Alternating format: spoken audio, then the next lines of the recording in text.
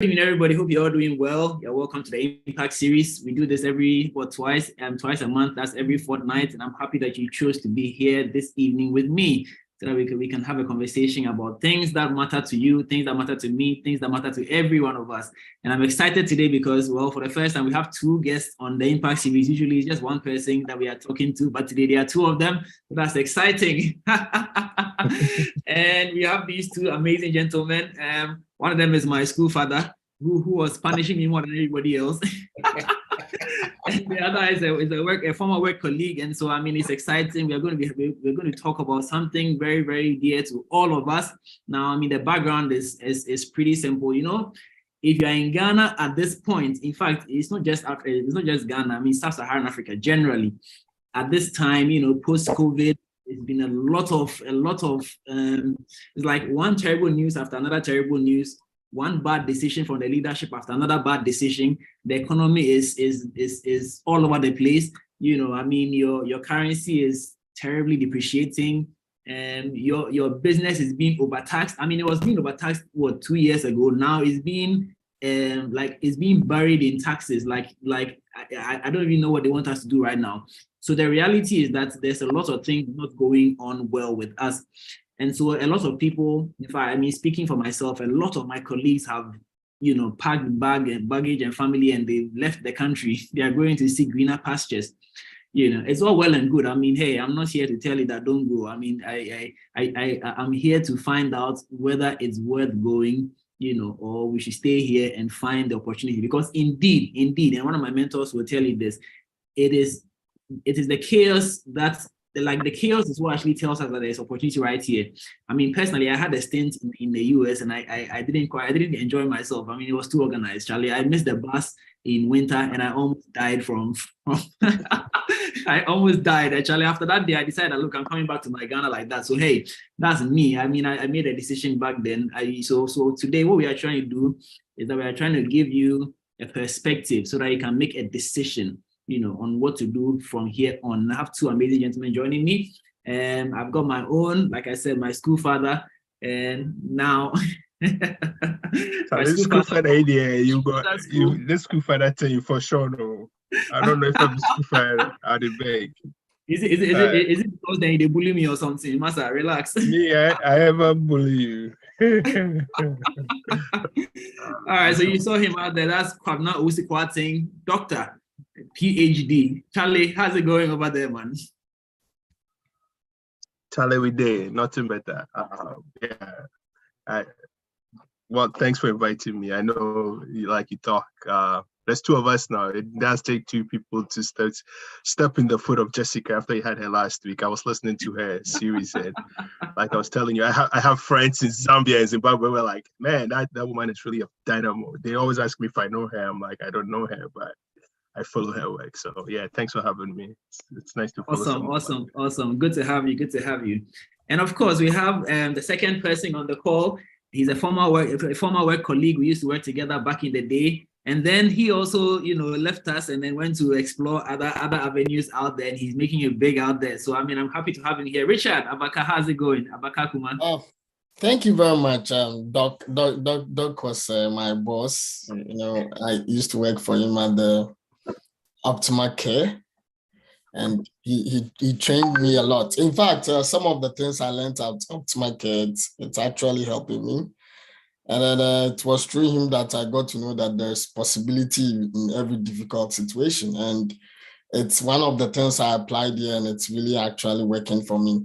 So, yeah, I'm happy to share what I've been going through, or what I've been through since the past 3 years, from 2019 till now. And I migrated to Canada in the September of 2019, and I'm happy to share with all of us how the journey is, and if you want to come, how you can come.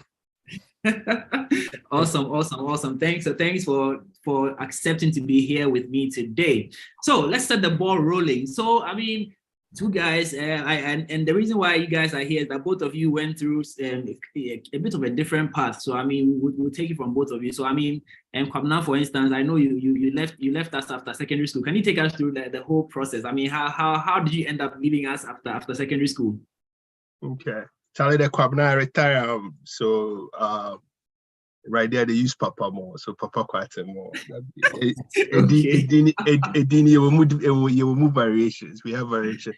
And I was speaking to Calvin. So I apologize to a lot of people. I'll be switching. I'm going to switch between Pigeon and Tree because many people how we go talk and all. You know, be everything. And you be behind the account. I know we are being live streamed too. So I say, we know the toxic people know the Bible with the talk, but sometimes people also we have to let people work a little bit harder to understand what we're saying, and because we're speaking to ourselves. But to answer your question, yes, I left Ghana after secondary school. Me and you all go more down. I had a lot of my basic and secondary school education in Ghana, or all of it. Going abroad was never part of my dream. It was never something I dreamed about, but circumstances. I had some health challenges, and so at that point, my parents were both. Then them all them fly. Them my puppy they doing PhD. My mom was also doing her graduate studies, so they brought they managed to bring me to the States, and so that was some time after 2004, 2005, and so I've been in the States since then, and yeah, so that is how I ended up here, and so I came on the medical visa to the US, and then from that medical visa I transitioned go student visa, and I was on a student visa for I don't know how many years, like almost 15 years, Charlie. So they say we'll go get into all of that. So you make we talk. Yeah. Wow. Well, I mean, so all well and good. I mean, one thing transition to another thing, and now we are where we are. So we'll come back to you, like you rightly said. How about you, Richard? I know you finished your college education in Ghana, and you actually worked in Ghana for a while. So what made you move out, or how did the whole thing happen, and what made you decide that you were going to go out there? So in fact, I will be very honest. I was suspecting a lot of.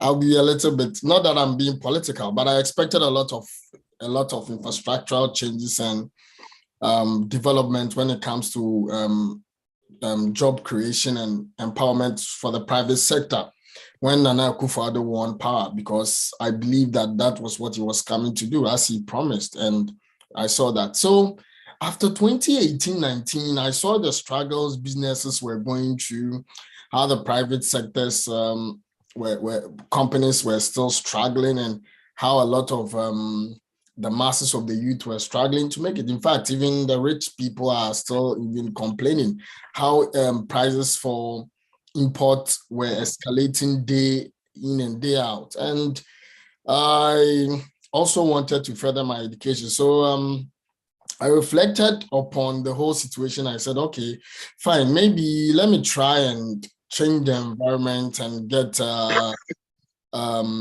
foreign education and see what life also holds out there if there are other opportunities.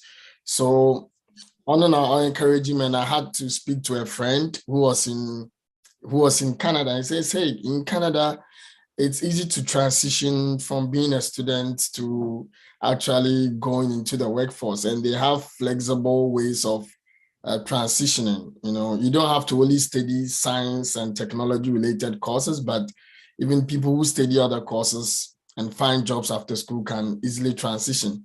And then there are no language barriers. If you only speak English, it's good. If you speak French, it's a plus. So I just chose a school and applied, and I did all the paperwork, and thankfully I had the visa and I came to school. So I chose a course that was a little bit related to my field, but added a lot more of technology. So I settled for business analytics with a component of entrepreneurship, and God being so good, I'm now done, and I got a job after school. So actually changed between two jobs within the last 1 year, actually. So it depends on how you go by it.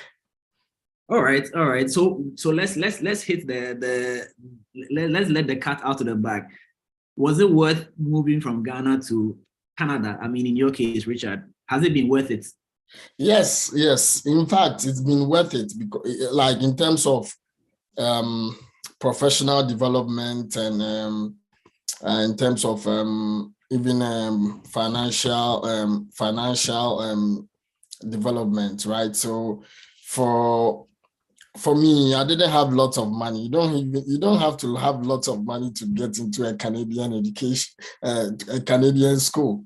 You have to have the willpower is the best, right? You have to have the willpower and the determination. And Kano, as Dr. Papa has said, and Kano, you're back with treating. I'm on Crawford. They don't get everything. And it's been good. In fact, things are not the same anymore. Living in Canada has a downside, and we'll come to that. But overall, no, it's been the migration, or yeah, it's been fantastic. It's the benefit far outweighs the demerit. So you are saying that right now, if somebody was to call you and ask you, should I move to Canada? You would tell the person to leave everything in Ghana and come to Canada. That's what you are saying. It depends. One, if the person, just as you said, the place is very organized. In fact, if you enjoy a very pacey life, Ghana is very pacey. Accra is pacey, and I love it. I love it was until I traveled before I appreciated our systems, like our trotro, our markets, our Saturday, our weekend lifestyle, our weddings, funerals, and our church service. It's not like that here. It's not like that. So this is one thing you should know. Before you make that decision, if you're a person who believes that, okay, I want to go out there and go and then struggle and bring something home, and I can sacrifice my social cultural life for some time, then there's no problem. You can come. Then you can deal with the seasonal depression. Especially in Canada, we have lots of snow. Yeah. Lot. It's so much that you have to, some days you have to stay indoors if you are not working remotely, or if you are working in a hybrid way, you have to stay home and just work. And it can get to -20, -30. If you can deal with that, no problem. But there are other places that are good. Like I know Vancouver is good, Atlanta is good, certain parts of New York, California, Texas, those places are excellent. But for Ontario and other places in Canada, if you can deal with that, is good. So for me, if you are considering migration, it doesn't matter what you've done in Ghana. I have a lot of colleagues and classmates who are engineers who are very much accomplished in Ghana. They had their families, they had younger kids, they had finished their building, some had one, some had two, but they looked at certain things and they saw that, okay, if we are coming here with, we have two ways to come here easily. We have the express entry, and then we have the steady route, and then we also have the invitations. So they realized that, okay, the express entry was going to take some time, so let's come with school. So for example, if you apply now and you get to school now, by September, you could be here. So they came, and the good thing is that when you are coming, you can get a visa for your spouse, and your spouse will be given a valid work permit to the duration of your study permit. So both of you can work, but your spouse can work full time. And then it doesn't have to be a menial job. That is the good thing. If you have very good, relatable experience in Ghana, you can easily translate that and you can get a job. And it's very easy for technology-oriented people. And then health. Health, I know the nurses would have to write 1 or 2 exams. It's quite difficult in Canada than the US. And the doctors, it's a whole lot of work for the doctors and the pharmacists. Yes, so most of them start with pharmacy jobs, pharmacy technician jobs, and they write the difficult examinations, difficult, and they become pharmacists. And most of the paramedic staff also start from being care workers. Yeah, care workers, and then they work their way out. So if you can just make up your mind that when I come, I've had something in Ghana, but all the 30, 40 years I've lived in Ghana, I'm going to make sure that I'm going to start over, but I'm willing to sacrifice the first 1 to 4 or 5 years to transition, then it will be better off financially in the end. All right, we'll come back and talk about the work ethic over there, but let's jump to Papa. Now, Papa, it's interesting calling Dr. Papa, but hey, it's Dr. Papa, so we take it like that.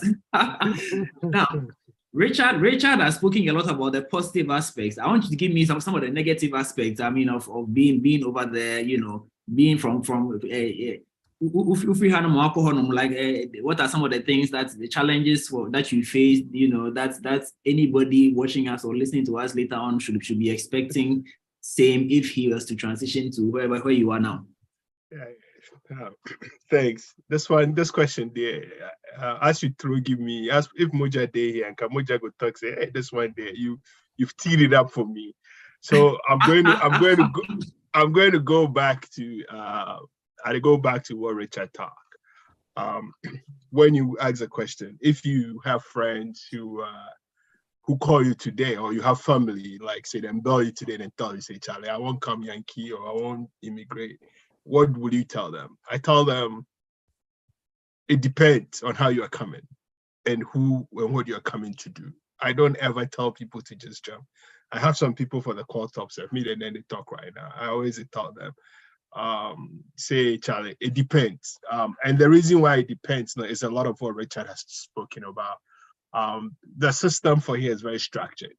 You know, here you wouldn't just walk in day one and Charlie, no, boom, like say you're going to get money or you're going to get that breakthrough. It doesn't happen. It really, well, let me rephrase that.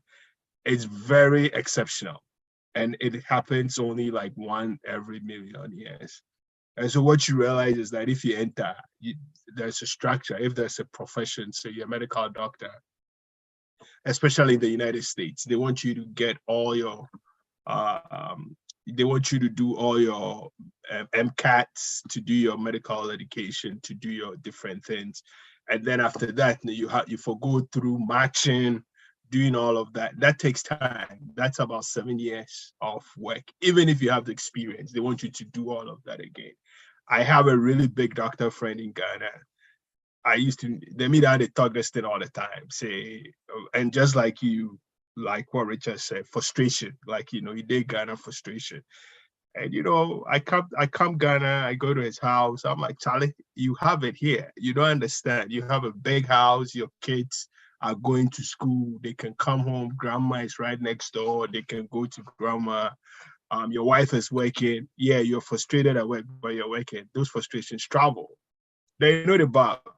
And so he came to the States for a master's degree. And, you know, this guy, like, you know him, I can't mention names here. He's a big guy. Like, he's a big man. When I say big man, this guy is a big man. He went to a top-notch medical school program. They won't even let this guy touch pin to look at the patients because he does not have the necessary requisitions here. And then when he came with the structure, he studied it. Hey, Charlie, he called, he said, Charlie, Papa, me and Shia, I go out, fuck this place. And excuse my French. And I'm like, why? And one of the things was, you know, he had brought his children here for holiday while he was here. So this would be somebody with day Ghana in the top cities. If you fly in family here, no cost to the US, they came. And he saw the impact on the children, you know. Like, you come home, you day house all the time. You can't do anything. Your children go out, you day job. You hear say your frog cry, then your heart starts racing. What is happening to my children? Because for here, we'll be sure be back. You now for find things to do, you for find community and things, and you never know who's watching your children. You add on to that all the other activities and stuff going on. It makes life like. Before this, I was listening to my classics and my goodies, Charlie. So one quabrochia, what's a burger high life? I won't tell you. But I'll do a brochia, what's a quad westwa, what's Iron Boy, now to Dadiano Man, now to those kind of songs. It's different because now you understand what they are talking about. That burger high life stance, you know. And then for the new generation, what Sarkodie was talking about, boga, and then you are like Udua Butcher. That is when you appreciate like what these guys were talking about, the stories they were telling us. And so back to your question, will I tell somebody to come? It always depends on the stage of life the person is. If you're young and you can, you're still setting out in life and, you know, things be a little bit difficult. One of the things I advise people is come through school, like Richard did. And when you come through school, you know, at least you know, say you have 2 to 3 years, a 4-year timeline. And that it doesn't matter where you're going, if it's Europe, if it's America, if it's Canada. I don't know a lot about Asia, but like that one, you come up, there is an on-ramp into the professional realms. Life is still difficult, don't get me wrong, but then it's easy. But to say ukodi draw now after the now the famous Charlie, that one Charlie. To say boys now would take glass and quad and those kind of things, you know. Charlie, Abrabo is you. Obe dabo and tell my what the upa and when we say yes, Jesus is love. And here's the thing, boy for the baby, cause Charlie, me say me and I tell my boy, like my own sis of a time me too, because I'm brochero. And yes, I'm a pen. I say, my friend, my guy say, hey, mama, Obano, and so cool you too. Because I and that in the din that and Ubia Juma, me Juma, NTR rent, and Meridian, and now and that also I was like, you for job. And this be my blood, like Mamma Bako, Papa Bako, or Tlam and Temple, and 1 year, no, 2. And you know, because you got to survive. And everybody, and the hustle is real. So, what could school? What time? What could school? Because Charlie, Richard, I can't show. Like to see you did was same with Ghana. No, we say near Sunday abroad for the swag home. And you do what you cry where you do pass them cry, Charlie. They go see say promotion never ban and then they move before. Why the hell when you own TRC, those kind of things, all those frustrations they add up. So me, if you be professional where you come out, you understand these things. You understand the society you're going into. You understand what the costs are. And when we talk costs, we just need to talk money. The money there, Charlie, Canada dollar, Yankee dollar, British pound. I don't do Ghana now and then for the first 3 months and now so boga no wapa. Well, I know that one, I know the lie. But there are other costs, and those costs, you know, they come up really, really quick if you know they think through things, if you don't understand what is going on, and if you don't understand I know a lot of Ghanaians who've come here who have ended up in mental institutions and had to be repatriated because nobody did. Because the pressures are high. And like again, I said back for 90, but Charlie do I won't say Charlie, because nobody did. And people go come, you know, baby, shroud, but Charlie will be a hustle, teacher will be any time that you have those kind of things all add up. And so when people like come and know, I a lot of times I tell people, say, look at your stage in life. What are you doing? Where are you at? If you're at a certain level, don't expect to become at that level. And here's the thing. You hustle from school, secondary school, university, national service, what could do stage be like, and you cry like you have some prospects, you know. Start all over. That is one. Start all over. If I not say Obi somebody who go take 3 years, somebody who go take 4 years, but you only go feature. Can you understand that? What is the cost to your family life? What is the cost to your children? What is the cost to your spouse? And then Chalobe do have some say Bushian for we do an OBS, but so this can you afford to do that? If you can afford to do that and take the cost now, Charlie, then that one we will try sort you out. And me, the only way I sort people out, be said I will guide you through the school process. I never go dash money because me the money I don't have some. So that'd be what I tell people. So I've spoken a lot, so I can pause it and let Richard. You can ask more questions and stuff. You know, your last point about sorting people out. I mean, I don't understand because I can understand Richard at least when he was living here, he was working, right, and people were depending on him So when he goes, they will still expect him to give him something. But when you are living here, no, you are a small boy. So why would anybody be depending on you? Is it still as big a deal for you as it will be for Richard, which we'll come to as well? Yeah, so it's always a big deal because people. Like, okay, no matter what.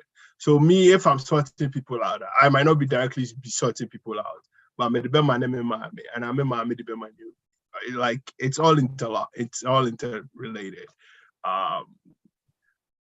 You have friends who need help, then go call you, say, Charlie, Charlie, what's up? This thing. You don't have some. You go tell them say you don't have some, but people go call you. They catch a time. I try. You go say, okay, Charlie, you take this thing small, sort your body out. It happens a lot of times. Like on top of that, projects they wait for do. Projects they wait for do. Actually, you and me talk, Charlie. It catch a time. Na papa no do it be a project be no master no me aba over the bar. You don't go fit taxi. You don't go do. You for do. But all takes resources. And here's the thing: a lot of people don't understand. Charlie, sikari ebetia no. Has say no.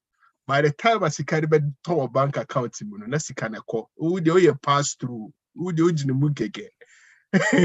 Yede bako jen, yede sabako jen, na sabako, yede bako ma na sabako jen. Like I they take one hand giving and they take one hand claim. Like if you have mortgage, if you have rent, you could pay your rent, you could pay your health insurance for Yankee, you could pay your car insurance, you could pay like depending on like some of we where we come chair where we be young, we have more credit card bills. You for pay your credit card bills and make talk say the credit card bill, go pay. Like to say bugger in Charlie, you could cheat. No be a G wagon, no be trap picture, music video, Charlie. I can't go. I can't go.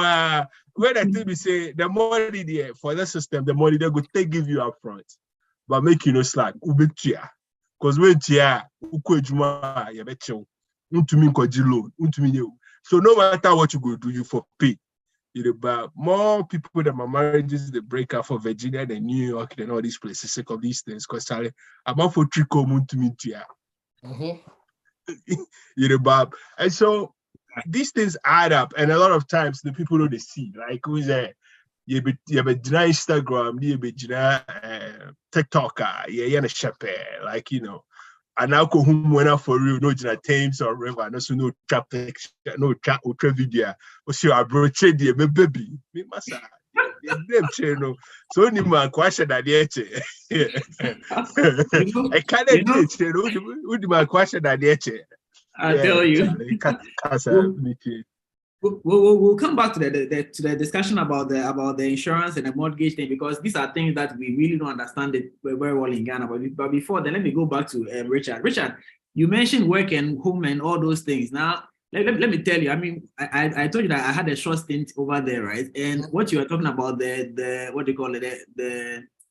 When you have to stay indoors, Charlie, it's no easy. Hey, I mean, papa, Charlie, small time you get, you are running, you are walking. I used to walk from my house in Kaneshie to Dansoman. Charlie, go and visit papa, pass here, pass there.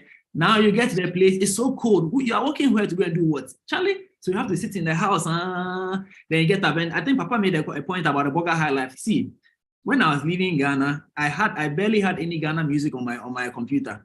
When I was coming back, I had over 20 gig of Ghana music just because actually when you're homesick, you just start playing the music, just at least to give you some memories. I'm telling you.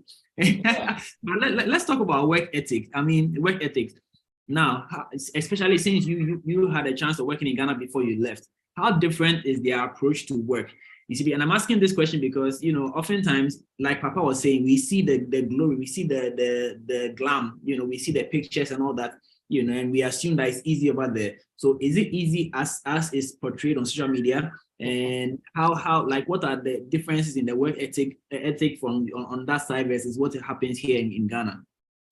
If you are lazy, if you like to procrastinate, if you are lazy, you want to procrastinate and you are not creative, forget about coming to work here. They don't like excuses. They don't Charlie, snow lot to cry. You have to go. Like no matter what, it's not like Ghana that when it rains, people say we can't go to work and school. Even if it's snowing cat and dogs, like you have to go. It's part of them. So, for example, my wife is like, I always make fun of her. Like I said, hey, even if it's raining fire, you go to work. Because I had the opportunity, I've been lucky this winter, like because of the job I was doing remote. So in the morning, when we wake up, you see that it would have snowed the previous day, and then we have to shovel the snow. So shoveling the snow itself is another job. You have to shovel the snow and make way for her car to go. And then she'll go to work. So like when I came to Canada too, I had my own kind of experience. Moving to Canada, I was a student, and I didn't have lots of information. So when I came, I wanted a job as quickly as possible. So I did industrial jobs. You would do it. You work in a warehouse, different kinds of warehouse. You packaging. I did Amazon packaging, very fast paced. So they bring the stuff, we go into the truck, we offload them onto the conveyor belt. We pick them according to the postal codes for drivers to pick them up. I've done pure industrial works. We pack metals and all that. You have to be no loitering. Break time is break time, 30 minutes. You go, you come. So with those kinds of jobs, if you are not very strong and you don't intend to, you can't do them forever. That is why I always recommend that if you are coming in here, you either come through the educational route or skilled apprenticeship. Maybe you are a plumber, you are electricity technician, you do air conditioning, cooling, landscaping, or construction. It's very good. So the main work ethics are punctuality, attention to detail, physically and mentally strong at work. So that is it. No excuses. White people, they don't do excuses. This your snow example. I remember. So I landed in Michigan, and me that I'm JJC. The day I landed in Michigan, that was the day it started raining, and that day, 10 inches of snow fell. And I'm telling you, I landed in Michigan wearing my regular church shoe. Charlie said when you're going to Abroche, they have to dress. So I was wearing church shoes with leather sole. Charlie, when I stepped out to the airport, the way I slept, I almost broke my waist. I swear. Yeah. Every year we slip. We slip. I'm telling you, it wasn't easy. And then you sit in the car. First of all, the car had the tires, they put chains on the tires, and as you are going through the road, the car is literally slipping and sliding. And Charlie, I'm like, what is this? I mean, how can we be living here? And then as you're trying to go, the car is also going, like, it's a struggle to stay on the road. And people are going to work. And yeah. I'm like, hey.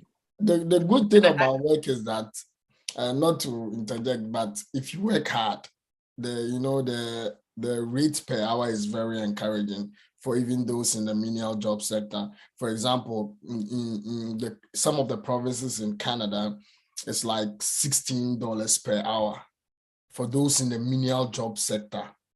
So those who do factory jobs and other jobs that are classified as general labor or non-professional. So that is the good thing. If you can work very hard, you can make some money. That's what helps people. And people work hard, and even during the weekend, they are working hard. Until Ghana for those in the menial sector and healthcare, on Sundays, watch up for encouraging. They won't. That is where they pay the double. Yeah, holidays and weekends. That is where they pay they pay more for the per hour, because some of them pay a time and a half. So people, especially the ladies, would like to take the job and go and do their care jobs. They will take the shift. So that is the only encouraging thing. If you work hard, yeah, you get the money.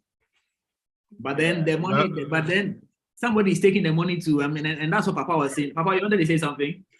Oh yeah, the talk say, yeah, the work hard, you go work hard, but how long can you do? Yes. Like what's in the talk, like me like this? me started university, like, you for paid fees and things between my first degree, my master's degree, Charlie, cut some time. I say, do take me out to make about 90 hours a week. 90 hours a week, 7 days in a week. It's calculated 90 hours a week, Like how many hours a day in the job? That'd be 12 hours a day. Sunday, wow, to Sunday, chapel, Charlie. Hey, Bills, they wed you did as to go chapel. Massa. And how your friend have someone cancer more. Like Bill, they wed you, wait your school fees and wait your BBI. Then you forgo job. Where you the job 90 hours and so if you feel 6 a.m.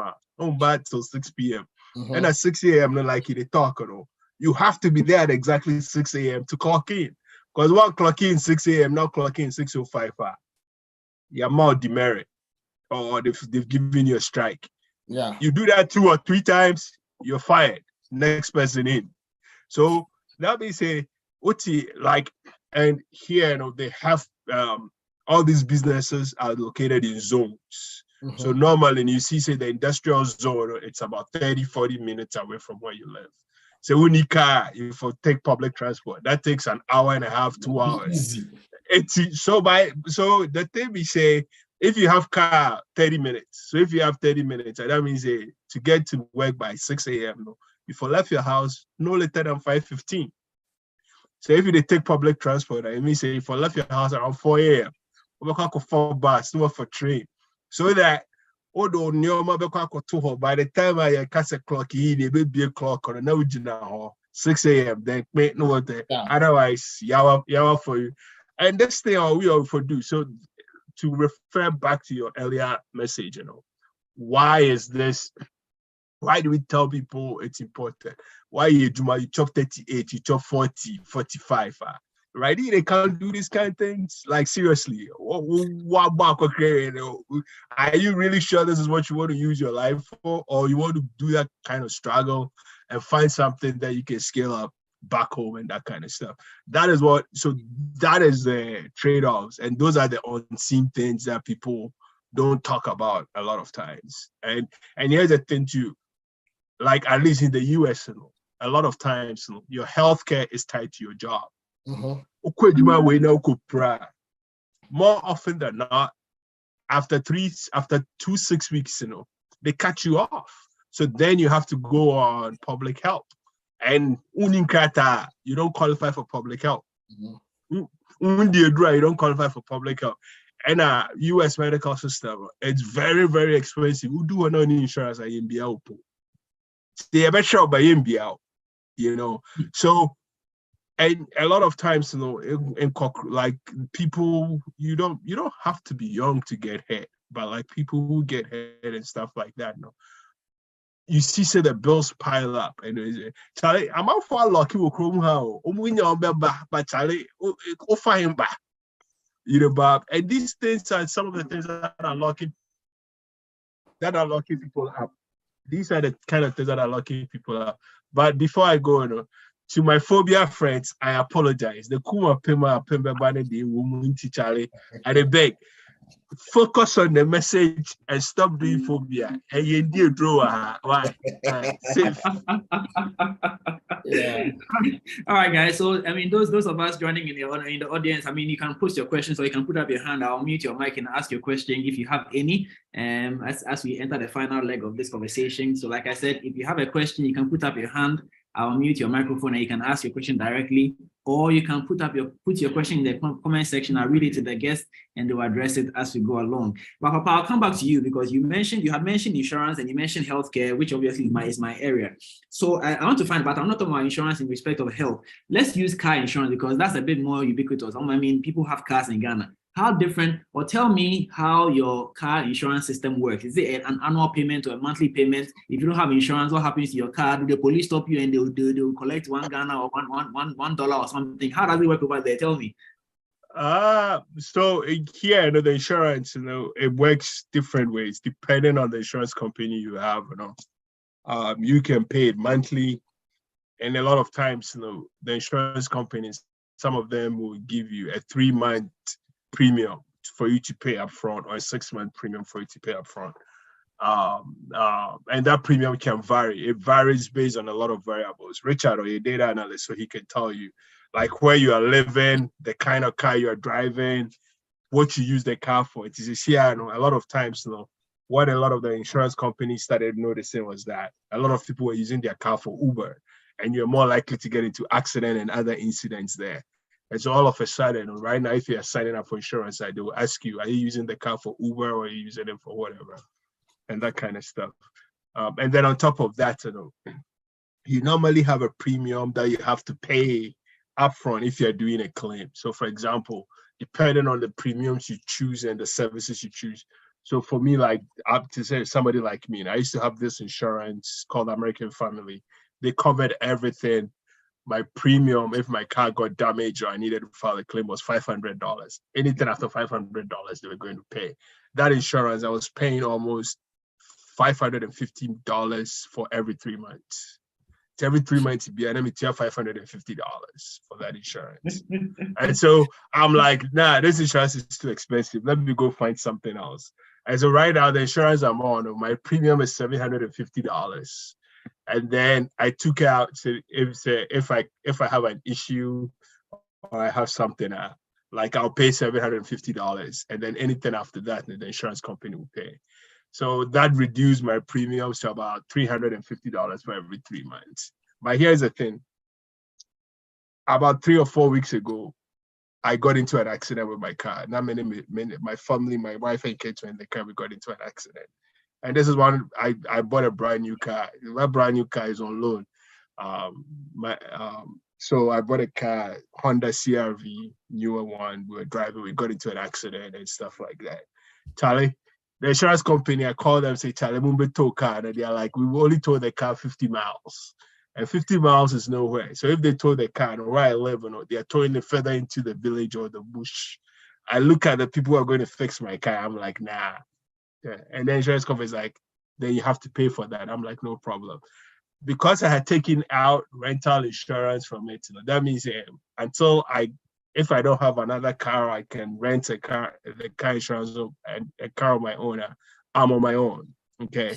And so I'm like, okay, you just give me money so that I'll buy a new car.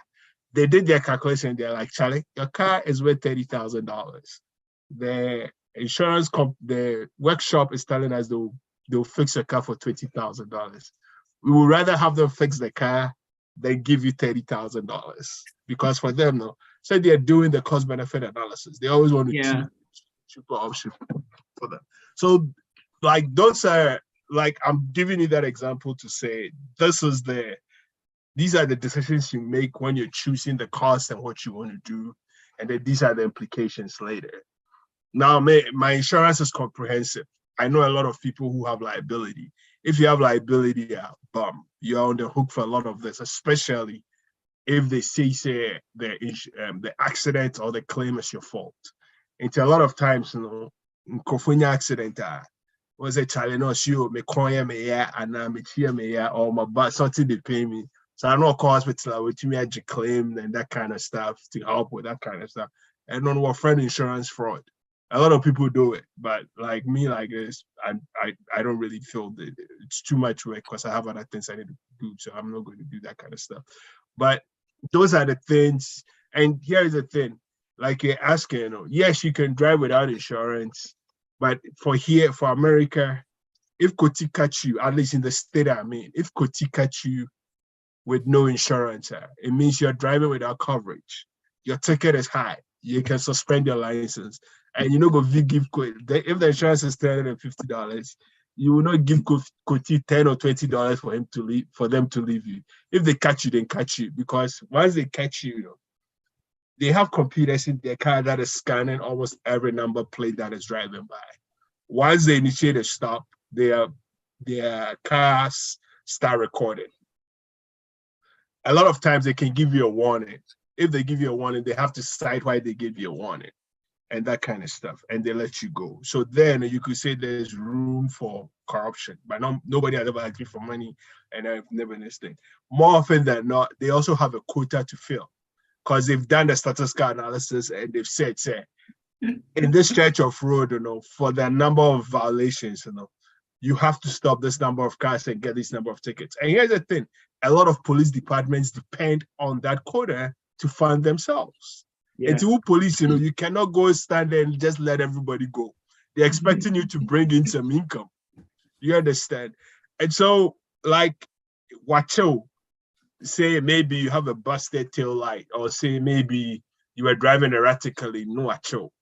One, and that's one thing, Charlie. Boys is Charlie, frustration and depression, Charlie. You see them boys, you're race and so even the boys and man also, you're race and naturally what like because I am freight taxi, home freight taxi, maybe Uber, that kind of stuff. So there are a lot of and I'm talking specifically about not big city America. I'm talking specifically about like mid-city to say the smaller cities in the US, places like Columbus, Ohio, places like St. Louis, Missouri, places like, these small places that are not New York City. There's not really good public transportation systems. So more often than not, you for drive. And that is how they get you, and that kind of stuff. So, and once they get you, they've got you. And there's the thing.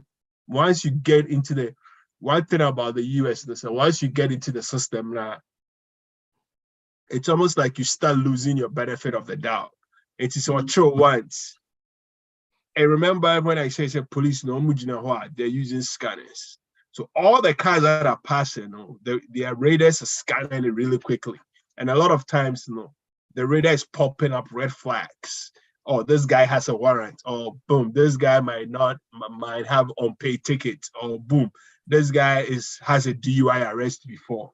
So then they are more likely to follow you again and try to get you again. And it's like compounded. Who's the compounding interest? That's why it's like compounding trouble.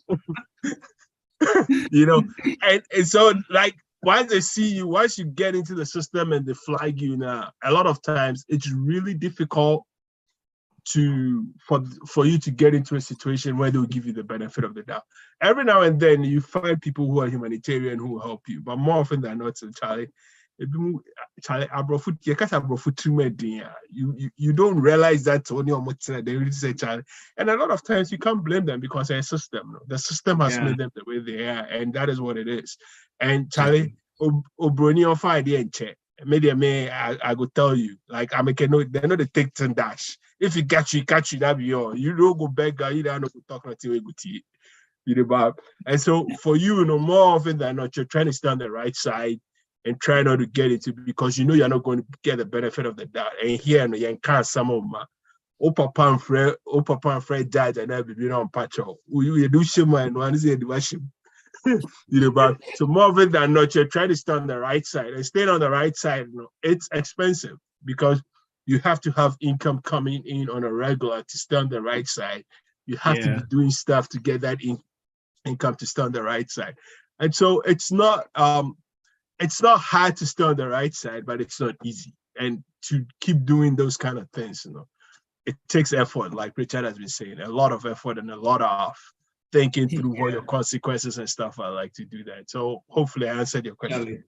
Yes, you have, but just the insurance. See me in Ghana, when I go to get insurance, Charlie, comprehensive or third party. Comprehensive, it means if my car get accident, you will come give me all the money. That's all, Charlie. Whether Nami call someone or who call someone, Charlie, we finish. Once the accident happened, what happened? Police report. Okay, this is the police report. Oh yeah, 3 months later I get my money. Charlie, no long, plenty stress. Just the insurance alone is complicated enough. So I can understand. When you mentioned your premium was $500 every 3 months, I did a quick calculation and I realized that that's the premium I pay for the whole year.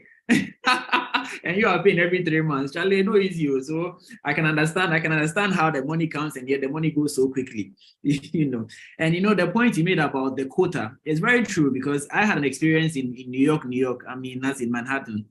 And they have these police on foot, like their job is just to give tickets, parking tickets. I think it is parking enforcement or something. And we had a chance. It was somebody like us, and he was actually from Africa. He's not a Black American. He's an African who had migrated. So when he saw us, myself and a couple of my cousins were hanging out. Then he approached us. We just sort of to advise us, kind of. We were asking him how the payment system was, and he was like, his salary is 60% of the tickets that he brings in at the end of the month. You know, and it tells you that somebody like that, you cannot go and tell the lecturer, let me give you some $10 and let me go, because his whole salary for the month is dependent on how much he actually brings in. And you know, there's no negotiation. Charlie, watch you. And it's one of the most, you know, something that we should actually adopt here in this country. But Charlie, I wonder if they are listening. You know. Anyway, so we are gradually we are creeping to an end. If anybody I don't agree. I don't agree that we should adopt that, because that leads to a lot of abuse. Structural abuse. There are other ways to do that besides that. Another time we could talk about that. But go ahead. I hear. So I mean, we are gradually creeping to a close. And if you have any question, put up your hand. I'll give you the floor to ask a question. We have about 5 minutes to go. Richard, as we are wrapping up now, so the question is, one, are you planning on coming back? And if you do come back, what are you going to do differently now with the experience and exposure that you have got that you were not doing before you left? My wife and my wife knows that definitely I would love to relocate back to Ghana. I married, she's not originally Ghanaian. She migrated from the Caribbean and she came. And I just want to live here and build professional experience and network and raise the family for some time. And I would love to return to Ghana in my 50s, you know, early 50s. Yeah, I would import the work ethics. It's very one of the things that I would like to import, and the technology aspect of how we do things here. They are very pacey. If white people are doing project management, it's project management. Like, we start, these are the logistics for the project, these are the deadlines, In fact, like, it was when I moved here that I saw that our leaders are, like, irrespective of the party you support, their leaders are bad. They are bad. It's a fact. Whether NDC or APP, they are bad. They make very bad decisions that, when you move into a system that actually works, you sometimes think that, what is this? Some of the decisions they make, it doesn't make any economic sense, and it doesn't help people. You understand? So it's something that I would like to reproduce in my own little way. You know, if I should come to Ghana in the next 15, 20 years to try and set something up. So that is it. And if you want to come, what I would like you to know is that you have to develop a strong mentality. It's not easy here. Abrochi is not the music clips we see, and it's not the summer videos we see. As for summer, dear, we are tired. As a doctor, me a vacation. Like, I'm tired. I'm stressed, right? Because winter, and I'm very homesick. I was telling my wife today, she doesn't understand so much because she came when she was very young. She doesn't understand how it is nice to be in Ghana. Actually, Ghana is very nice. You don't know. I'm telling you, there's nothing like Sunday afternoons in Ghana anywhere in the world. After, go to your church, go and sing after church, go and get your mutual somewhere. You know, the weekend fun. Like, I know Doc is now a biker, the way they go on road trips now, I don't know. It's only during vacation. So with all these things, you have to psych yourself there. I'm coming here to come and work and gain something and go back home. Until when you come here, whatever you can do, just do it. If you are raising your family, fine. You give yourself maybe 10, 15 years. If you can, buy a house. It's very good. You buy a house. If you don't have credible people in Ghana to look after things for you, save your money in investment or buy a landed property here. When you are going back home, you can sell it and take the money and go and buy a new house in Ghana or build. That's it. And then acquire more skills, right? If you're a medical doctor, a pharmacist, engineer, it is difficult for you to transition. I will not lie. Or you might not have it like you have it in Ghana.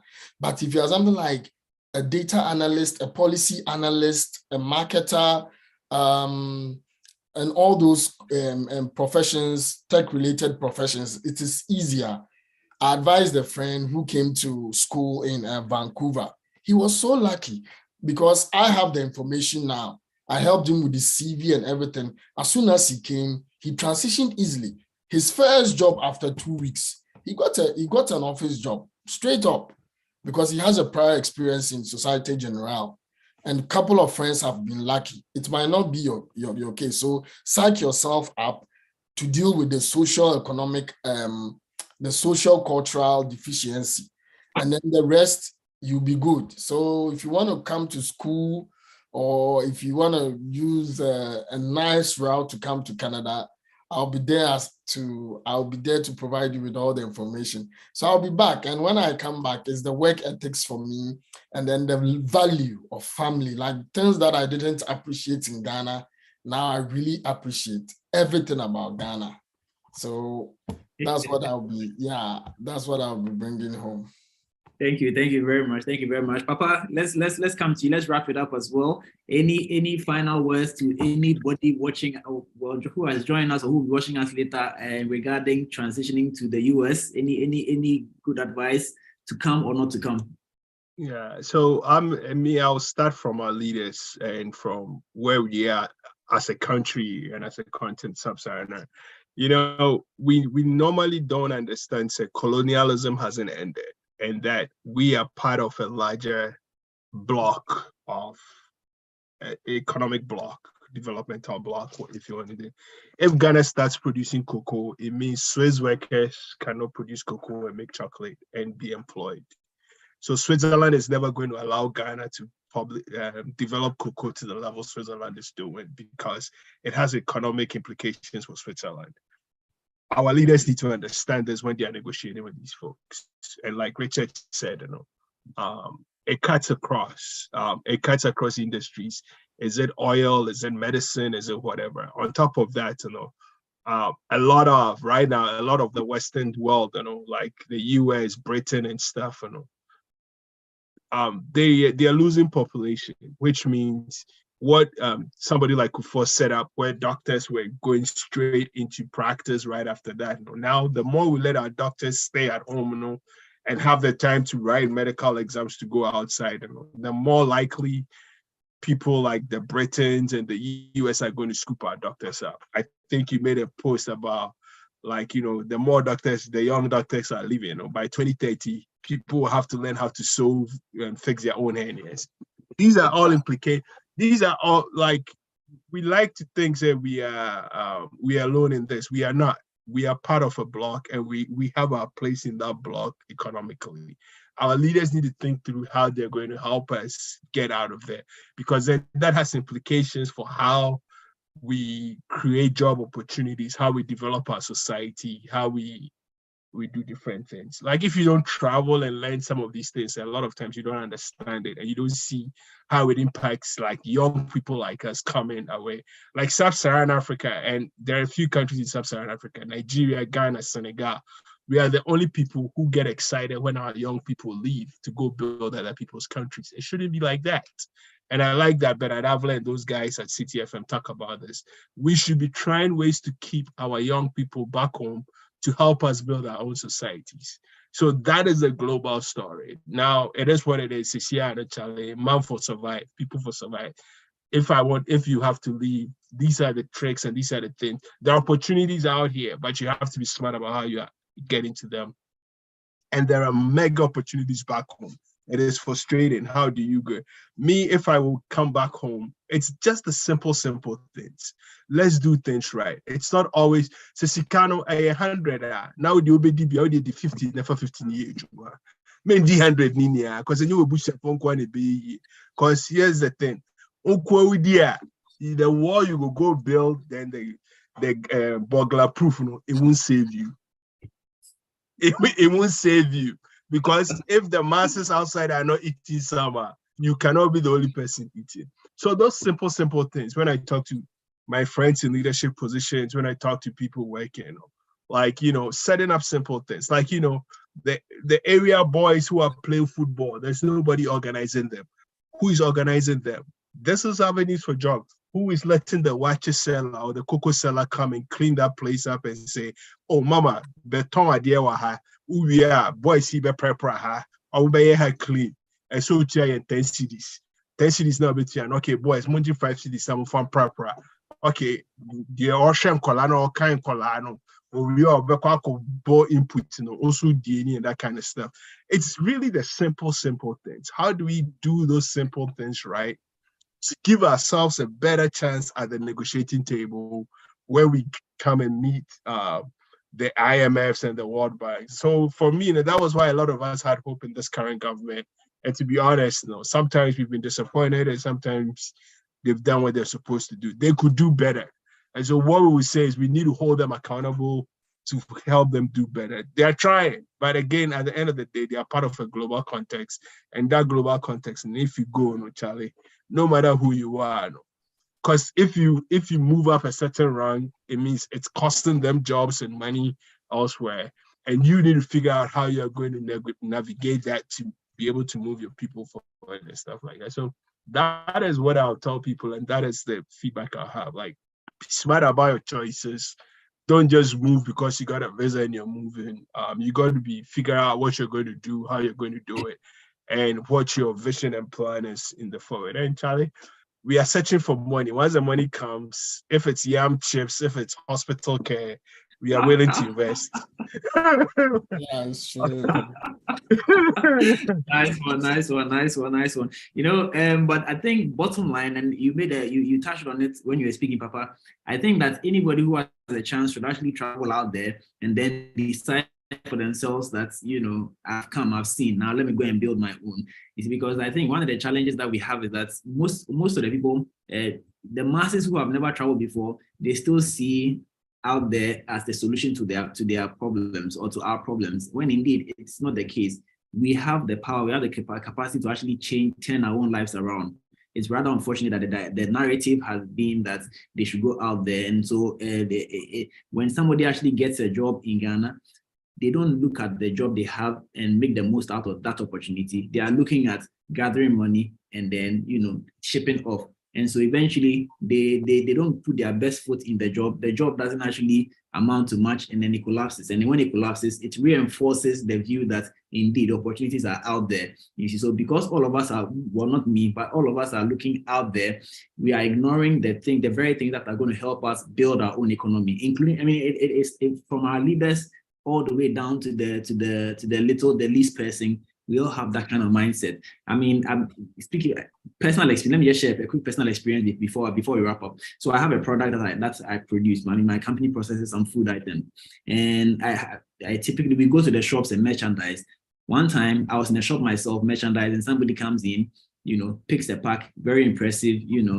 We engage in a conversation, and then turns the back and sees that product of Ghana, and immediately puts the product down. And I'm like, why? He said, if it's Ghana product, then it's not a good product, But before the guy had actually seen that it was a Ghana product, he was excited about how somebody had packaged yams, how brilliant was that?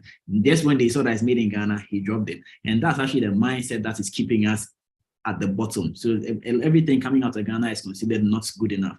It is something that needs to change, and there's a lot of drive towards that. And I believe that we can turn things around if our leadership actually got on board. So yes, a lot depends on our leaders, but a lot also depends on us and our mindset. So I like how Richard kept mentioning mindset and mentality. So guys, if you have been on this call and you have been excited by it, I have learned a lot. And if you have also learned a lot, please go ahead and drop a comment or something. Encourage the people, encourage everybody, and let's make sure that we take something out of here and go out there and have a fabulous time. This feed is also live on Facebook and on YouTube. Go ahead and share it as well with your friends. Let everybody join in. Let everybody have a go at it, and let's start a conversation about how we can improve our Ghana, whilst of course grabbing opportunities from out there, because hey, they are far. Let's go and learn from them and come and improve our lives back here. So thank you guys. Thank you, Richard. Thank you, Papa, for being here, for sharing with us. I'm very excited about what we've achieved here today. Thank you, Evita, for the comment. Very informative. Yes, it has been very informative. So let's go out and have a fabulous week. See you again next 2 weeks. We're going to do another session of the Impact series. Have a fabulous time. Stay blessed. Peace. Peace.